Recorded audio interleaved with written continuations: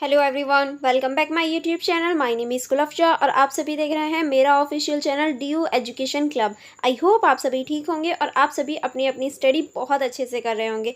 जैसे कि आप सभी को पता है, आप सभी ने थंबनेल देख लिया होगा। आज की जो हमारी वीडियो होने वाली है वो BA प्रोग्राम सेमेस्टर 1 के स्टूडेंट्स के लिए होने वाली है। और ये जो हमारी बुक है यानी environmental science theory into practices 1, इस बुक का हम चैप्टर कवर कर रहे हैं, यानी चैप्टर वाइज हम इस बुक को कवर कर रहे हैं, जिसमें हम ऑलरेडी चैप्टर नंबर 1 का पार्ट 1 ऑलरेडी कवर कर चुके हैं। आज हमारा पार्ट 2 होने वाला है। आई होप आप सभी ने पार्ट 1 देख लिया होगा, जो कि बहुत ज़्यादा इम्पॉर्टेंट है। अगर आपने अभी तक पार्ट 1 नहीं देखा है तो आप जल्दी से जाकर डिस्क्रिप्शन बॉक्स में उसे चेकआउट कर सकते हैं, क्योंकि वो मोस्ट इम्पॉर्टेंट चैप्टर है और फर्स्ट चैप्टर बहुत ज़्यादा इंपॉर्टेंट है आपकी इस पूरी बुक को समझने के लिए। ठीक है, तो आप इसको पढ़ना मत भूलना। चलिए फिर आज की हम वीडियो स्टार्ट करते हैं पार्ट 2 से, यानी जो हमारा चैप्टर नंबर 1 है इस बुक का, उसके पार्ट 2 से। जैसे कि आप देख सकते हैं, ये आपकी जो बुक है ये सेमेस्टर 1 की है और इसका जो हिंदी में नाम है वो है पर्यावरण विज्ञान व्यवहार में सिद्धांत 1, यानी पर्यावरण विज्ञान व्यवहार में सिद्धांत 1 की ये जो आपकी बुक है,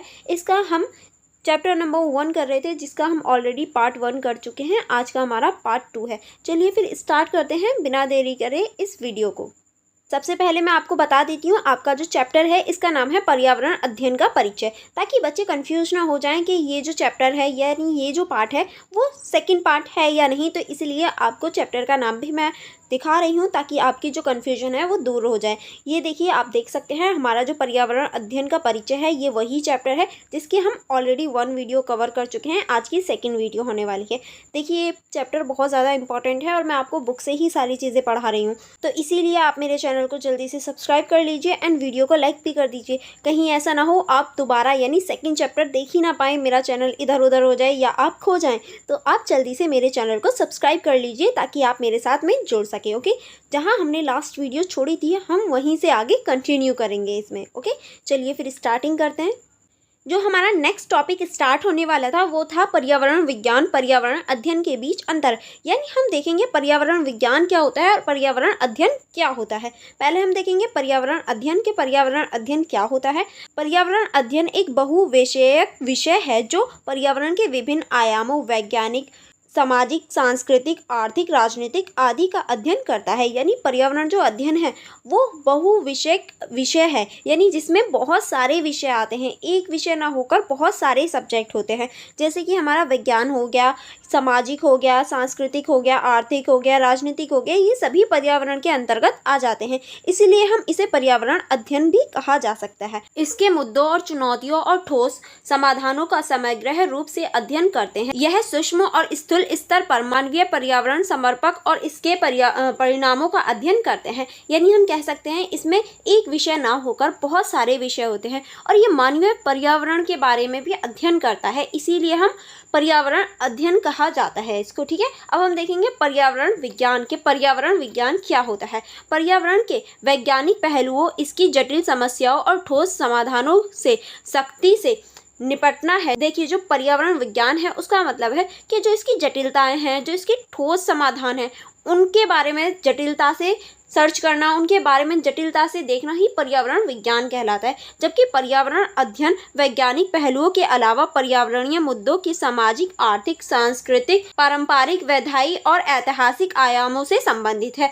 यानी जो हमारा पर्यावरण विज्ञान है ये सिर्फ विज्ञान से संबंधित है, लेकिन जो पर्यावरण अध्ययन है ये हमारी पर्यावरणीय मुद्दे, सामाजिक और आर्थिक मुद्दे, सांस्कृतिक, पारंपरिक, जो ऐतिहासिक आयाम वगैरह हैं, सबसे रिलेटेड होता है हमारा पर्यावरण अध्ययन। लेकिन पर्यावरण विज्ञान इस सब से रिलेटेड नहीं होता, वो सिर्फ विज्ञान से रिलेटेड होता है, विज्ञान की चीज़ों पर ही विश्वास करता है। देखिए, क्योंकि बहुत सारी इतिहास की या फिर ये कहें हमारी परंपराओं में ऐसी बहुत सारी चीज़ें हैं जो हम लोग फॉलो करते हैं, पर उसे विज्ञान कभी फॉलो नहीं करवाता या फिर ये कहें विज्ञान उसे सच नहीं मानता। तो पर्यावरण विज्ञान जो होता है वो सिर्फ वैज्ञानिक चीज़ों को ही सत्य मानता है, पर जो हमारा पर्यावरण अध्ययन है जो हमारी सामाजिक, आर्थिक, सांस्कृतिक और जो हमारी ऐतिहासिक चीज़ें हैं उनका भी अध्ययन करना पर्यावरण अध्ययन के अंतर्गत आता है। आई होप आपको दोनों में डिफरेंस अच्छे से समझ में आ गए होंगे। अगर आपको कोई कन्फ्यूजन हो तो आप मुझसे पूछ लेना कमेंट बॉक्स में। ओके, एंड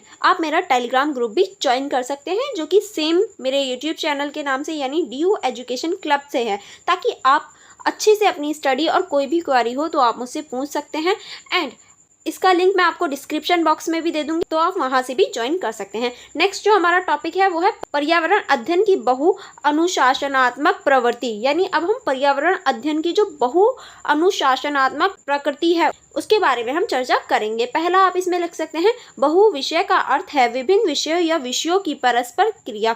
पर्यावरण अध्ययन पर्यावरण के जैविक और अजैविक घटकों के ये सभी पहलुओं से संबंधित है। इसके अलावा पर्यावरण और पर्यावरण के मुद्दे प्रकृति में जटिल हैं, इसलिए पर्यावरण के विभिन्न पहलुओं को समझने के लिए विभिन्न समय विषयों या विषय के विशेषज्ञों की आवश्यकता होती है। यानी हम कह सकते हैं जो पर्यावरण है, पर्यावरण अध्ययन है, उसमें एक विषय ना होकर बहु विषय है, और इन सभी के अध्ययन के लिए हमें विशेषज्ञों की यानी जो स्पेशलिस्ट होते हैं उनकी आवश्यकता होती है, क्योंकि ये एक बहुत ज़्यादा जटिल विषय है, इसको समझना बहुत ज़्यादा जटिलता का काम है।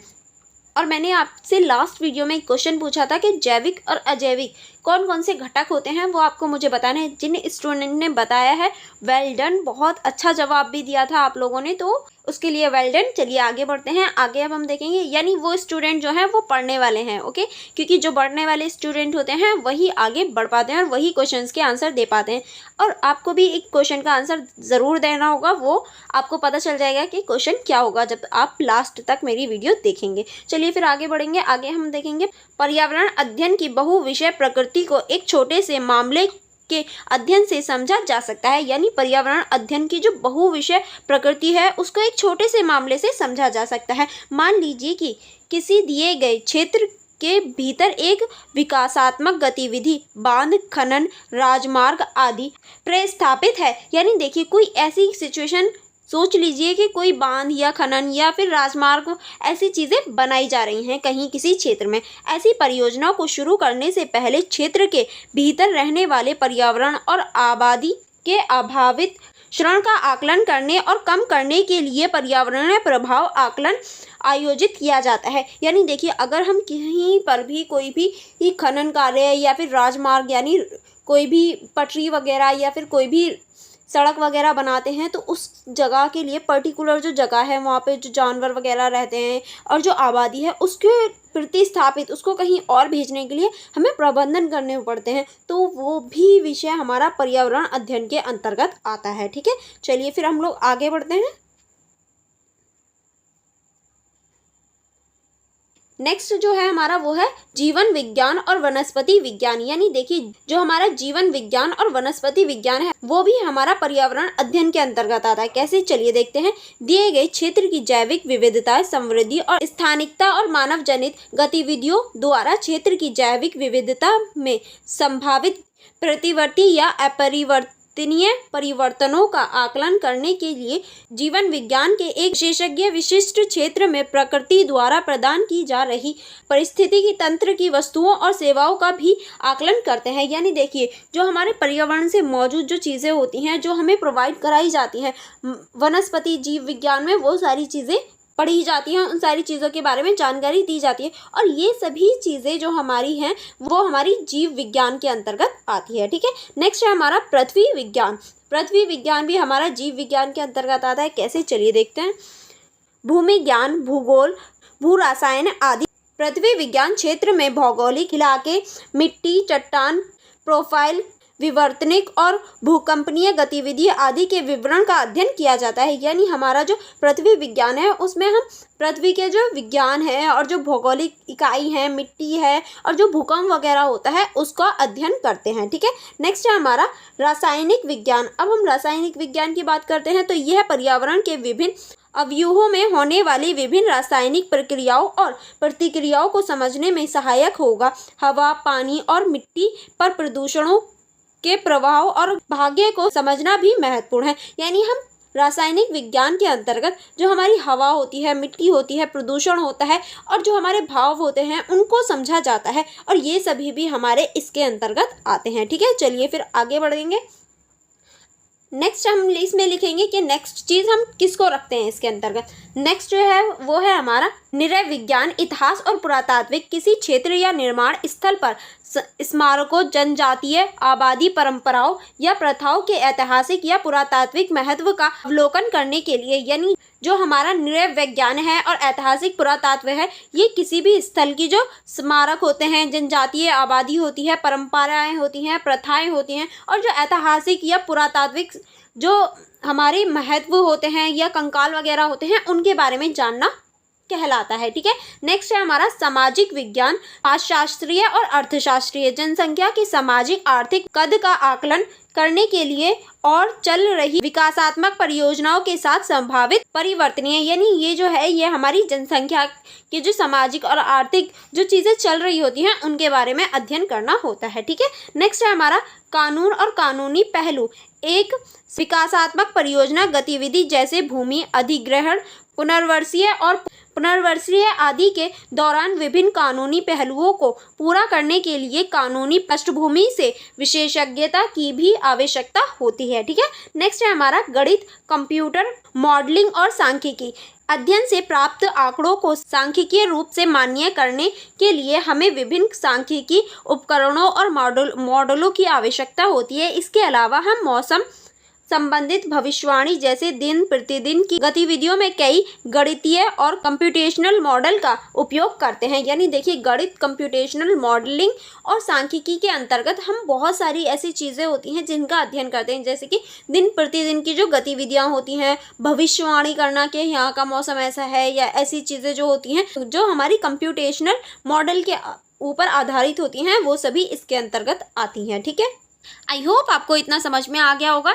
देखिए, यहाँ थोड़ा सा पर्यावरण अध्ययन की बहुआयामी प्रक्रिया आपको दिखाई गई है एक चार्ट पेपर के आधार पर, यानी चार्ट पेपर से रिलेट करके। इस तरह से आप भी अपने पेपर में कुछ बना सकते हैं जिससे वो बहुत ज़्यादा क्रिएटिव और बहुत ज़्यादा सुंदर दिखेगा, जिससे आपके मार्क्स जो हैं वो बढ़ने के चांसेस बढ़ जाते हैं। ठीक है, अब हम जो हमारा नेक्स्ट टॉपिक है वो है हमारा पर्यावरण अध्ययन का दायरा और महत्व।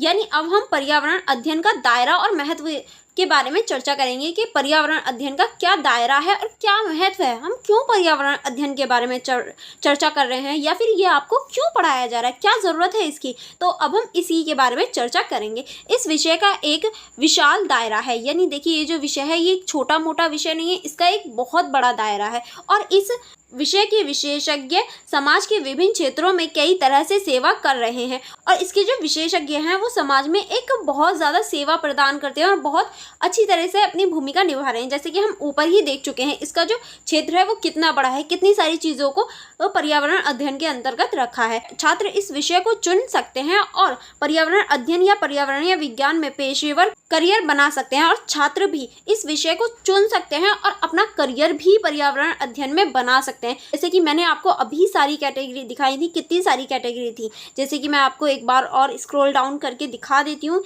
ये जो हमने अभी ये सारी चीज़ें पढ़ी, ये पूरी ही पर्यावरण अध्ययन की कैटेगरीज हैं। ओके, तो जैसे कि अगर आप फ्यूचर में इनमें से कुछ भी बनना चाहें तो वो भी बन सकते हैं। तो ये सारी चीज़ें हमें पेशा चुनने का एक मौका देती हैं। अगर हमें पर्यावरण के बारे में पता होगा कि हाँ इतनी सारी चीज़ें होती हैं पर्यावरण के अंतर्गत, तो हम भी अपना कोई ना कोई ऐसा पेशा चुन सकते हैं। क्योंकि आप में से बहुत सारे ऐसे स्टूडेंट होंगे जो पर्यावरण को लेकर चिंता में रहते हैं या पर्यावरण के बारे में कुछ करना चाहते हैं। तो ये उन बच्चों के लिए एक अपॉर्चुनिटी है, उन बच्चों को बताना कि हाँ पर्यावरण का विषय एक मुद्दा बन चुका है या फिर एक विषय के रूप में हमारे सामने है, जिसमें हम इतने सारे करियर्स को चुन सकते हैं। ठीक है, विभिन्न क्षेत्रों में हम इसकी भर्ती देख सकते हैं। अब ऐसे कौन कौन से हैं, चलिए देख लेते हैं। ऐसे अब हम देखेंगे कौन कौन से ऐसे क्षेत्र हैं जिसमें इसकी भर्ती देखी जा सकती है। पहला है हमारा शिक्षाविद। इस विषय को भारत के विदेशों में कई स्कूलों, कॉलेजों और विश्वविद्यालयों में स्कूल, स्नातक और स्नातकोत्तर स्तर पर पेश किया गया है। छात्र इस विषय को आगे पढ़ सकते हैं, यानी शिक्षाविद जो है इसमें छात्र आगे बढ़ सकते हैं और इसको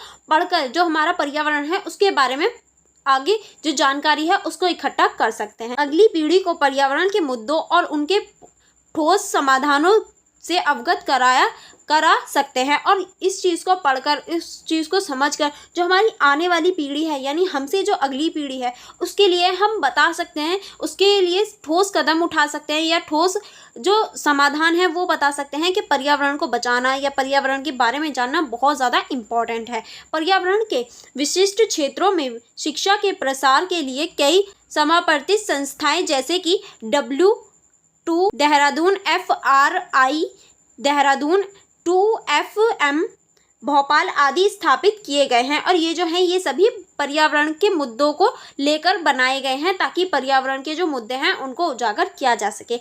नेक्स्ट जो भर्ती होती है वो होती है हमारी अनुसंधान एवं विकास में, ठीक है। पारिस्थितिकी तंत्र को समझने और पर्यावरणीय मुद्दों और चुनौतियों को कम करने के लिए लागत प्रभावी अत्याधुनिक तकनीकी को प्राप्त करने के लिए दुनिया भर में अनुसंधान और पोस्ट डॉक्टोरल कार्य चल रहे हैं। यानी देखिए पर्यावरण को बचाने के लिए पूरी दुनिया भर में ऐसे पोस्ट डॉक्टोरल कार्य चलाए जा रहे हैं ताकि जो पर्यावरण है उसका जो मुद्दा है वो विश्व में सभी के पास जा सके और सभी लोग पूरे विश्व में पर्यावरण के मुद्दे को उजागर कर सकें और पर्यावरण को समझ सकें, ठीक है।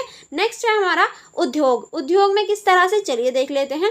पर्यावरणीय दिशा निर्देशों को प्रौद्योगिकियों को प्रभावी ढंग से लागू करने के लिए और उद्योगों द्वारा प्रत्यक्ष और अप्रत्यक्ष रूप से पर्यावरणीय क्षरण को कम करने के लिए बड़ी संख्या में उद्योग पर्यावरण इंजीनियरों, वैज्ञानिकों, विशेषज्ञों की भर्ती कर रहे हैं। यानी देखिए पर्यावरण को सुरक्षित करने के लिए और उसे सही ढंग से लागू करने के लिए और ये कहें चलाने के लिए प्रत्यक्ष स्तर पर भी और अप्रत्यक्ष भी, यानी डायरेक्ट भी और इनडायरेक्ट भी बहुत सारे ऐसी क्षेत्रों में भर्ती की जा रही है। यानी इंजीनियरों में, वैज्ञानिकों में, विशेषज्ञों में लोगों की भर्ती की जा रही है ताकि पर्यावरण का जो मुद्दा है उसको सुलझाया जा सके और पर्यावरण से सभी को अवगत कराया जा सके कि पर्यावरण कितना इम्पोर्टेंट है हमारे लिए, ठीक है। नेक्स्ट टॉपिक है हमारा मंत्रालय और एजेंसियां। पर्यावरण मंत्रालय और विभिन्न पर्यावरणीय एजेंसियों और राष्ट्रीय और अंतर्राष्ट्रीय खयातीन के सम्मेलन अक्सर पर्यावरण विशेषज्ञों के लिए रिक्तियां बनाते हैं। ऐसी एजेंसियों के कुछ उदाहरण हैं UNEP, IPCC, CITES, RAMSAR, USEPA। ये सभी हमारी ऐसी एजेंसी और ऐसे मंत्रालय हैं जो पर्यावरण के जो मुद्दे हैं उनको आगे बढ़ाने और जो रिक्त स्थान है यानी ऐसी पोस्ट हैं उनको भरने का कार्य करती हैं, ठीक है। नेक्स्ट है हमारा गैर सरकारी संगठन, यानी जो हमारी NGO वगैरह होते हैं और परामर्श, यानी जो हमारे NGOs वगैरह होते हैं और जो हमारे परामर्श होते हैं। अब हम उनके क्षेत्रों में देखेंगे। बड़ी संख्या में राष्ट्रीय और अंतर्राष्ट्रीय गैर सरकारी संगठन और परामर्श पर्यावरण और उसके विभिन्न घटकों के संरक्षण के लिए विस्तारित हाथ के रूप में काम कर रहे हैं। यानी हम ये कह सकते हैं जो NGOs वगैरह होते हैं वो भी पर्यावरण का जो मुद्दा है उसको लेकर एक अच्छी रूप में या फिर ये कहें आगे बढ़ाने वाले रूप में उसको आगे बढ़ाने का कार्य कर रहे हैं, उसको बढ़ाने का कार्य कर रहे हैं। उदाहरण के रूप में हम बहुत सारे ऐसे NGOs हैं जिनके नाम ले सकते हैं, जैसे कि कुछ NGOs के नाम आप याद कर लीजिए ताकि आप जब एग्जाम में लिखें तो आपके जो नंबर हैं वो अच्छे आ जाएं। और उस उदाहरण के रूप में आप पहला लिख सकते हैं बॉम्बे नेचुरल हिस्ट्री सोसाइटी, ये आपका एक नाम है जो कि आप लिख सकते हैं। सेकेंड आप लिख सकते हैं IUNC एंड थर्ड आप लिख सकते हैं world wild fund for nature. Next आप ये लिख सकते हैं एंड उसके बाद में एक और है जो आप अगर लिखना चाहें तो आप ये भी याद कर लीजिए अगर आपको याद हो जाए तो, मद्रास क्रोकोडाइल बैंक ट्रस्ट आदि। आप इनमें से कोई भी याद कर सकते हैं। देखिए यहाँ और भी एजेंसी के नाम हैं, आपको जो इजी लगे आप वो याद कर लीजिएगा। जो मुझे लगा कि हाँ जो इम्पॉर्टेंट है मैंने उस पर अंडरलाइन कर दी है। अदरवाइज अगर आप औरों को याद कर सकते हैं तो आप इन सभी को याद कर लीजिएगा, क्योंकि अगर आप इन्हें सभी को लिखेंगे तो आपके जो मार्क्स हैं वो ज़्यादा बढ़ने के चांसेस हो जाते हैं। एंड वन मोर थिंग मैं आपको बता देती हूँ, अगर आपको इस बुक की PDF चाहिए तो आप सिंपली मेरा टेलीग्राम ग्रुप ज्वाइन कर सकते हैं। मैं वहां आपको सारी ही चीज़ें प्रोवाइड करवा देती हूँ। अदरवाइज मैं बुक का लिंक आपको डिस्क्रिप्शन बॉक्स में भी दे दूंगी। ओके चलिए फिर आगे बढ़ते हैं। नेक्स्ट पॉइंट है हमारा हरित पत्रकारिता। पर्यावरण संरक्षण के लिए पर्यावरणीय जागरूकता अपरिहार्य है और मीडिया, प्रिंट, इलेक्ट्रॉनिक और सोशल मीडिया जागरूकता फैलाने का सबसे मजबूत माध्यम है। देखिए ये बात तो बिल्कुल ही सच है, जो हमारी मीडिया है वो जागरूकता या फिर किसी भी चीज़ को फैलाने का सबसे मजबूत साधन है, क्योंकि सभी लोग मीडिया से जुड़े होते हैं, चाहे वो प्रिंट मीडिया हो यानी हमारे अखबार वगैरह हो, चाहे इलेक्ट्रॉनिक मीडिया हो यानी कंप्यूटर वगैरह हो, या हमारी सोशल मीडिया हो जैसे कि हमारे ऐप्स वगैरह हो गए, जैसे कि आप अभी यूज़ कर रहे हो। ये सोशल मीडिया ही तो है जिसके माध्यम से मैं आपको ज्ञान दे रही हूँ और आप ज्ञान ग्रहण कर रहे हो, और हमारा जो बॉन्ड बन रहा है वो सोशल मीडिया की वजह से। मेरे स्टूडेंट हो किसकी वजह से? सोशल मीडिया की वजह से। तो हमारा जो सोशल मीडिया है वो ज्ञान को बढ़ाने और किसी भी मुद्दे के बारे में आगे लोगों तक फैलाने का काम मजबूती से कर पाता है। हरित पत्रकारिता शब्द तब दिया जाता है जब मीडिया पर्यावरणीय मुद्दों और विषयों पर विशेषज्ञों द्वारा सुझाए गए व्यवहारिक समाधानों को उठाती है। यानी देखिए, हरित पत्रकारिता का जो शब्द है ये तब दिया जाता है जब पर्यावरण के जो मुद्दे विशेषज्ञों द्वारा दिए गए हैं उनको लागू किया जाता है। यानी अगर मैं कोई भी पर्यावरण मुद्दे आप तक पहुंचाऊं या फिर मैं कहूं कि आप उस चीज़ को लागू कीजिए, आप उस चीज़ को फॉलो कीजिए, तो मेरा जो चैनल होगा या फिर वो जो वीडियो होगी उसे हम हरित पत्रकारिता के नाम से जान सकते हैं। ठीक है, आई होप आपको पता चल गया होगा कि हरित पत्रकारिता क्या होती है। ठीक है, चलिए फिर आगे बढ़ते हैं। आगे हमारा पर्यावरणीय कानून और हरित हिमायत। प्रभावी पर्यावरण संरक्षण के लिए कड़े विधायी प्रावधानों और उनके प्रभावी कार्यान्वयन के लिए यह अनिवार्य है। यानी देखिए, जो हमारा पर्यावरण कानून और हरित हिमायत है ये प्रभावी पर्यावरण संरक्षण के लिए और बड़े विधायी प्रावधानों को आगे बढ़ाने और उन्हें एक सुव्यवस्थित तरीके से चलाने के लिए इम्पोर्टेंट है। ठीक है, चलिए आगे बढ़ते हैं। आगे हमारा पिछले 5 दशकों में पर्यावरण अध्ययन और पर्यावरण विज्ञान पर्यावरण के मुद्दों और चुनौतियों के ये सभी पहलुओं से निपटने वाले एक महत्वपूर्ण विषयक विषय के रूप में उभरा है। यानी हम कह सकते हैं पिछले 5 दशकों में जो पर्यावरण अध्ययन है और जो पर्यावरण विज्ञान है वो जो है वो बहुत सारी चुनौतियों को आगे लाने और बहु विषय के रूप में उभरने में कामयाब हुआ है। देखिए, आप फर्स्ट सेमेस्टर में हैं तो आपको मुझे सिंपली जो आपका आज का क्वेश्चन है वो है कि दशक किसे बोलते हैं। आपको मुझे बताना है कमेंट बॉक्स में कि दशक होता क्या है। ओके, ये आपका क्वेश्चन है। देखते हैं कौन कौन रिप्लाई दे पाता है, किस किस को पता है। जो बच्चे अच्छे से पढ़ते हैं उन्हें डेफिनेटली पता होगा कि दशक किसे बोलते हैं। ओके, चलिए फिर आगे बढ़ते हैं।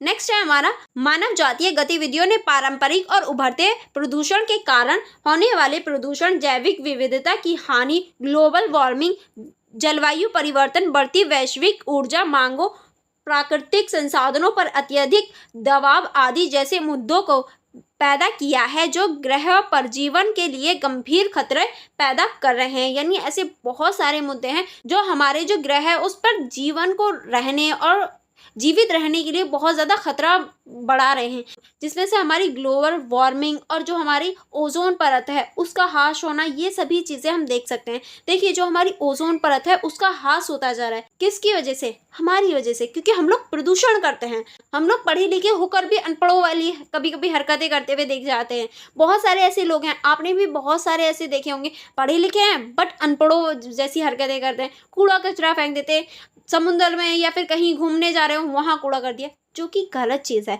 जो हमारे पर्यावरण को प्रदूषित बनाती है। इसीलिए ये सब्जेक्ट आपको पढ़ाया जा रहा है ताकि आप अपने पर्यावरण के प्रति थोड़े जागरूक रहें, थोड़ा प्रेम रखें और उसे बचाने का प्रयास करें। ओके, चलिए फिर हम लोग आगे बढ़ते हैं। सिर्फ इस सब्जेक्ट को आप अपने पेपर के पॉइंट ऑफ व्यू से मत पढ़िए, अपनी जीवन से रिलेट करके पढ़िए, क्योंकि ये सच में बहुत ज़्यादा इंपॉर्टेंट सब्जेक्ट है और आपके जीवन में कहीं ना कहीं बहुत ज़्यादा हेल्पफुल भी होगा। ठीक है, अब हमारा है नेक्स्ट टॉपिक, वो है हमारा पर्यावरणवाद में महत्वपूर्ण मील के पत्थर। यानी पर्यावरणवाद में जो महत्वपूर्ण मील के पत्थर हैं वो कौन कौन से हैं, इस बारे में हम चर्चा करेंगे। 1962 में रॉचल कार्सन की पुस्तक साइलेंट स्प्रिंग के प्रकाशन के बाद पश्चिमी दुनिया में पर्यावरण संरक्षण के बारे में पहली बार चिंता जताई गई। यानी देखिए, 1961 में एक बुक प्रकाशित हुई थी, यानी साइलेंट स्प्रिंग, जिसकी वजह से जो पश्चिमी दुनिया के देश हैं, यानी जो हमारे अमेरिका वगैरह इधर के जो देश हैं, वो थोड़े से पर्यावरण को लेकर चिंतित हुए कि हाँ, पर्यावरण भी इम्पोर्टेंट है। इस पुस्तक ने अमेरिका में रासायनिक उर्वरक और कीटनाशकों के अत्यधिक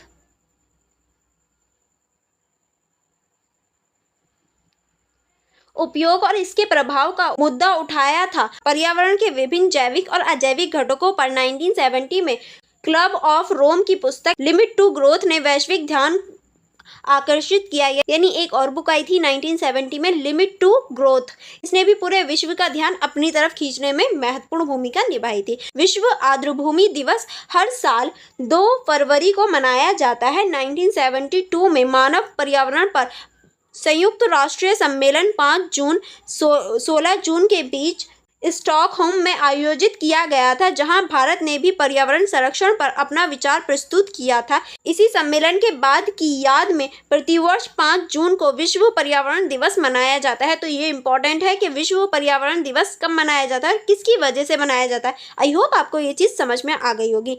भारत ने अपने राष्ट्रीय पशु भारत को बचाने के लिए 1973 में प्रोजेक्ट टाइगर की शुरुआत की थी। यानी 1973 में प्रोजेक्ट टाइगर की शुरुआत की गई थी ताकि भारतीय राष्ट्रीय पशु को बचाया जा सके। इस बीच भारत और दुनिया ने सबसे खराब प्रौद्योगिकी आपदाएं देखी। भोपाल गैस त्रासदी 2 और 3 दिसंबर 1984। यानी देखिए जो भोपाल गैस त्रासदी है इसके बारे में आप सेमेस्टर 4 या फिर सेमेस्टर 6 में डेफिनेटली पढ़ेंगे, क्योंकि आपकी बुक में ही पूरा दे रखा है किस तरह से भोपाल गैस त्रासदी वाली घटना हुई थी, जो कि बहुत ज़्यादा खतरनाक थी हमारे भारत के लिए, क्योंकि ये भोपाल में हुई थी। इसी वजह से बहुत ज़्यादा इसका इफेक्ट पड़ा पर्यावरण पर और जो हमारे आसपास का समाज था उस पर।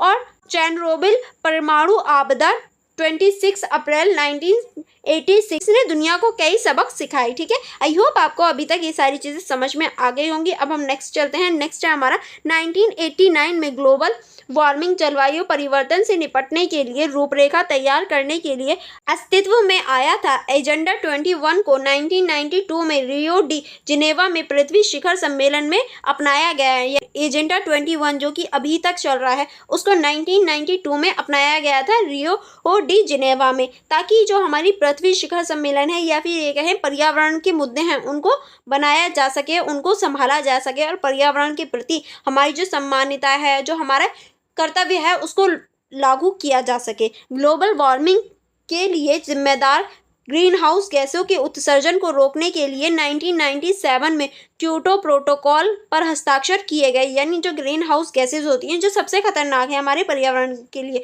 जो ओजोन परत में भी छेद कर रही हैं, उनको रोकने के लिए 1997 में क्योटो प्रोटोकॉल अपनाया गया और उस पर हस्ताक्षर किए गए। सतत विकास पर विश्व शिखर सम्मेलन Rio+10 2002 में जोहान्सबर्ग में आयोजित किया गया। ठीक है, अब आपको मुझे बताना है कि क्योटो प्रोटोकॉल पे क्या भारत ने हस्ताक्षर किए थे या नहीं किए थे। ये भी आपका कमेंट बॉक्स का क्वेश्चन है। ओके, ये आपको कमेंट बॉक्स में बताना। और ये जो आप पिक्चर्स देख रहे हैं ये हमारी पर्यावरण के इतिहास में महत्वपूर्ण मील के पत्थरों के बारे में चर्चा की गई है, एक डायग्राम बनाकर, जैसे आप देख सकते हैं। और ये आप अपने पेपर में भी बना सकते हैं, जिससे आपकी जो समझ है वो और ज़्यादा अच्छी हो जाएगी। ठीक है,